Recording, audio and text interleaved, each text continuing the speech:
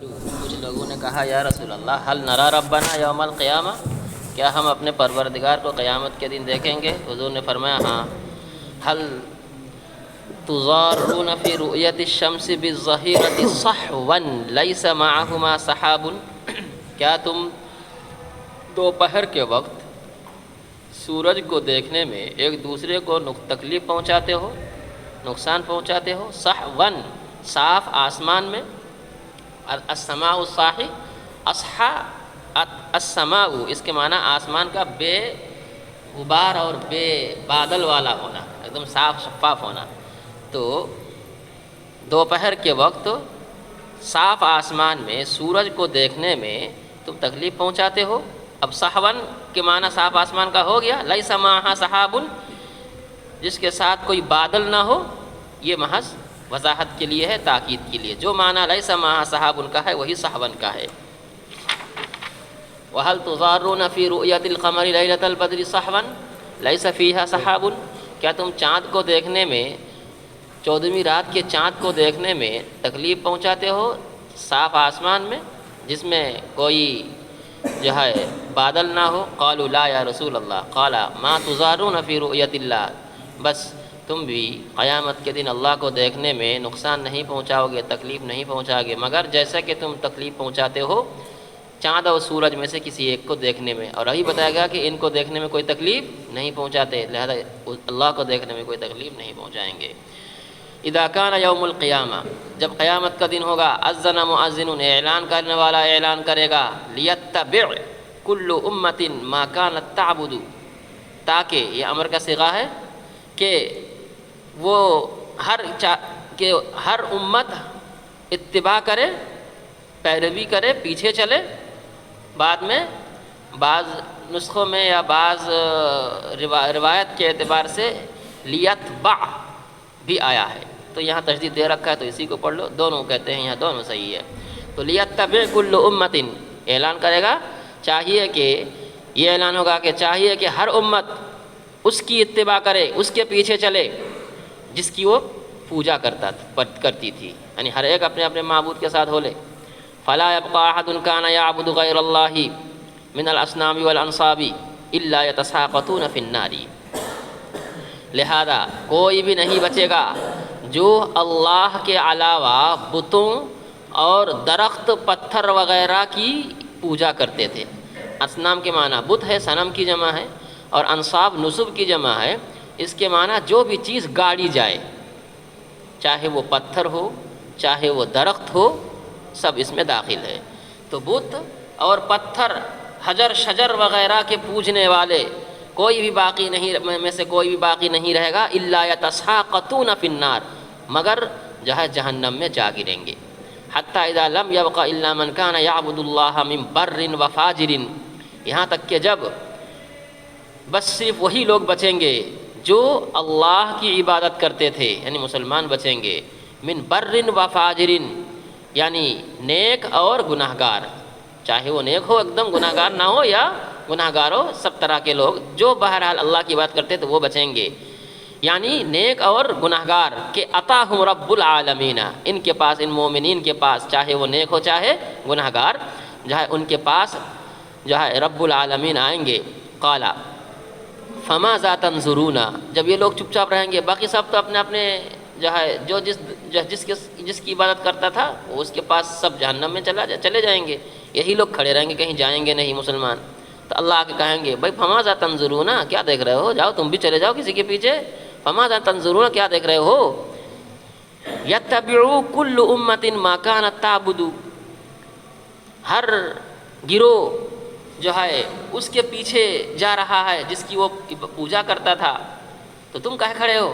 قالوا یا ربنا، وہ کہیں گے اے ہمارے پروردگار، فارقنا الناس فی الدنیا افقر ما کنا الیہم ولم نصاحبہم بل نقاتلہم، بعض روایت میں اس کا بھی جو ہے بل نقاتلہم کا لفظ بھی آیا ہے بخاری کی روایت میں۔ کہتے ہیں کہ اے ہمارے پروردگار، ہم تو دنیا میں ان لوگوں سے الگ تھلگ رہے ہیں، ہم نے ان سے کوئی سروکار نہیں رکھا، کوئی تعلق نہیں رکھا، یہ دشمن خدا ہیں جو لوگ ہیں بقیہ لوگ۔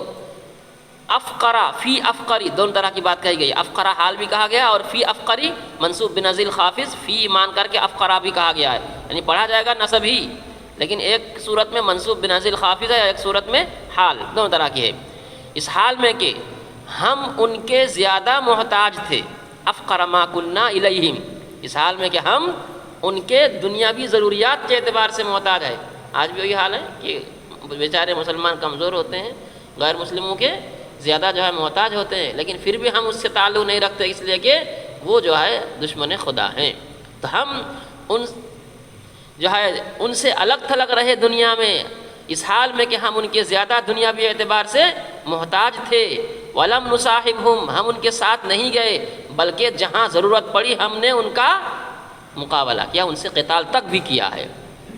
وفی روایت ابی ہریرہ، اور ابو ہریرہ کی روایت میں یہ ہے، فیقولون، تو یہ جواب دیں گے یہ لوگ، ھذا مکاننا، بس یہی ہماری جگہ ہے، یہاں سے ہم نہیں ہٹیں گے، حتی یاتینا ربنا، یہاں تک کہ ہمارا پروردگار آئے۔ ہم تو اپنے پروردگار کی عبادت کرتے تھے، تو وہ جس کی عبادت کرتے تھے، پوجا کرتے تھے، وہ ان کے ساتھ چلے گئے۔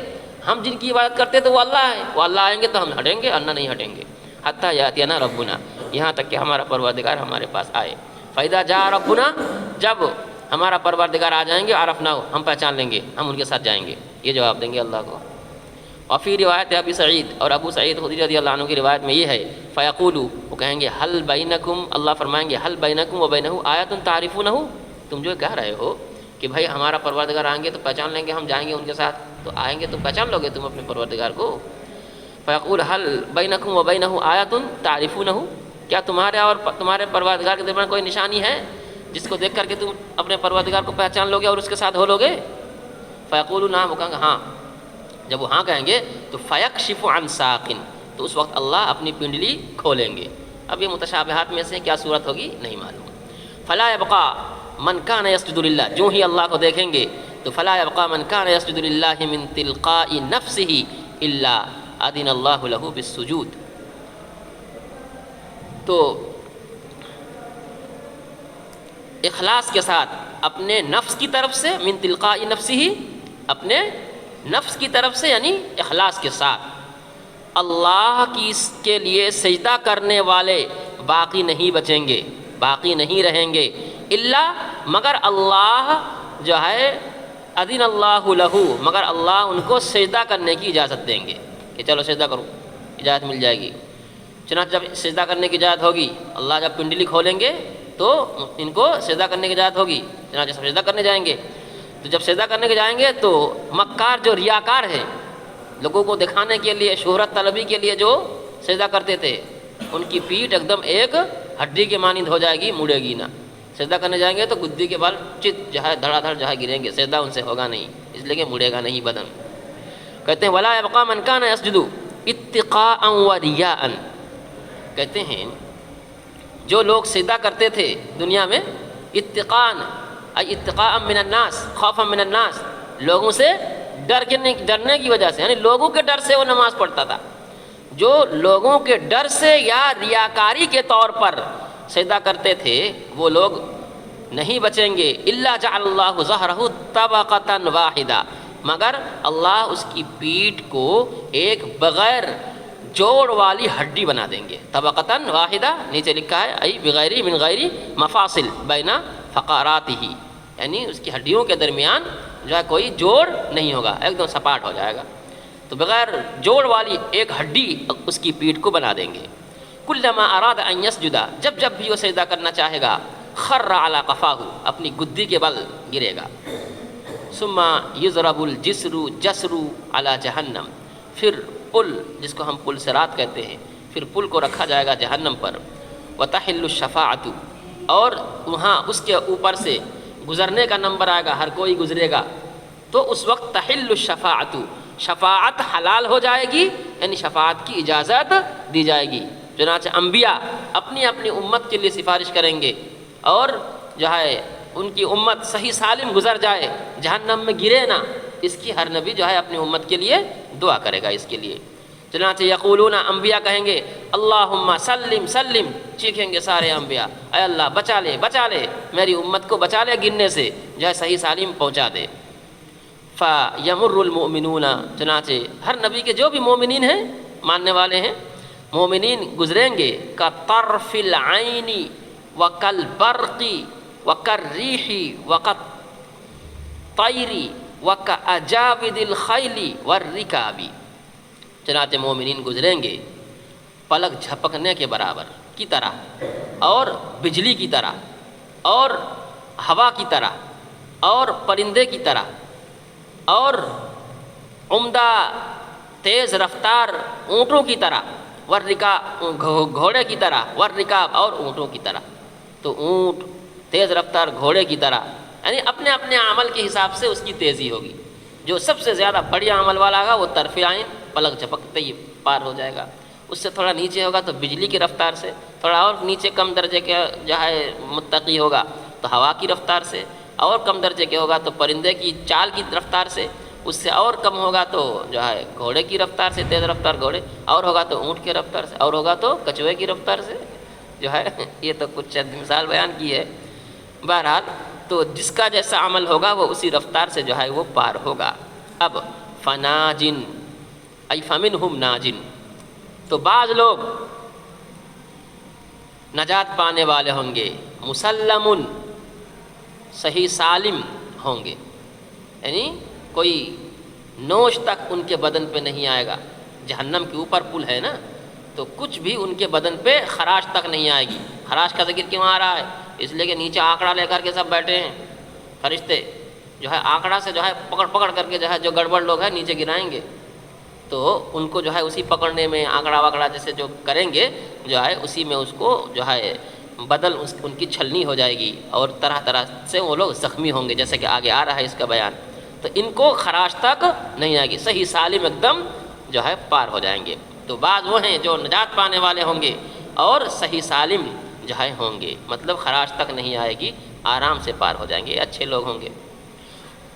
اور جو ہے لا حساب علیہ، جو جن کے بارے میں کہا جاتا ہے کہ لا خوف علیہم ولا هم يحزنون، اس ٹائپ کے یہ لوگ ہوں گے، یعنی کامل مومنین ہوں گے۔ ومخدوش مرسل، اور بعض وہ ہیں جو اصل خدش، خادال شین اس کے معنی نوچنے کے ہیں، یعنی ان کو نوچ لیا گیا ہوگا، یعنی وہ زخمی ہوں گے۔ ترجمہ مجروح کا کیا ہے، تو اصل معنی اس کا نوچنا، لیکن ترجمہ نوچنے سے زخمی ہی ہوتا ہے آدمی، تو وہ زخمی ہوں گے۔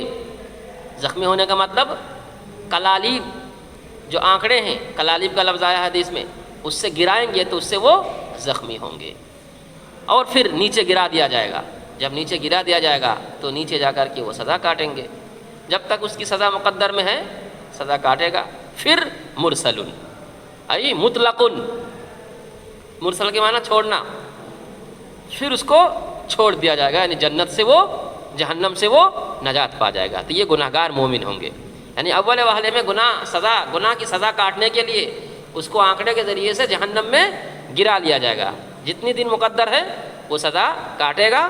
ثم مرسل، پھر اس کے بعد اس کو چھوڑ دیا جائے گا۔ تو فمنہم مخدوش مرسل، تو بعض وہ ہیں جو مجروح ہوں گے اور سزا کاٹنے کے بعد چھوڑ دیا جائے گا، ان کو سزا کاٹنے کے بعد ان کو چھوڑ دیا جائے گا، تو یہ گناہگار مومن ہوں گے۔ وَمَقْدُوشٌ فِي نَارِ جَهَنَّمَ، مقدوش کا ترجمہ کیا ہے ملقن کے ذریعے سے مرقات میں، یعنی ان کو ڈال دیا جائے گا جہنم کی آگ میں، اور یہ وہ لوگ ہوں گے جن کے لیے خلود فی النار کا فیصلہ ہے، یعنی ہمیشہ ہمیش کے لیے یہ لوگ جہنم میں ہی رہیں گے۔ اب اس تفسیر کے حساب سے گویا گزرنے والے تین طرح کے ہوں گے، ایک کامل مومنین جن کو کچھ بھی نہیں ہوگا، ایک دم آرام سے پار ہو جائیں گے، ایک گناہگار مومنین جو نیچے گر تو جائیں گے سزا کاٹنے کے بعد پھر نجات پا جائیں گے، اور تیسری قسم جو ہے جن کے لیے ہمیشہ ہمیش جہنم کی سزا ہے، یعنی کافرین۔ تو یہ تین طرح کے لوگ بیان کیے گئے۔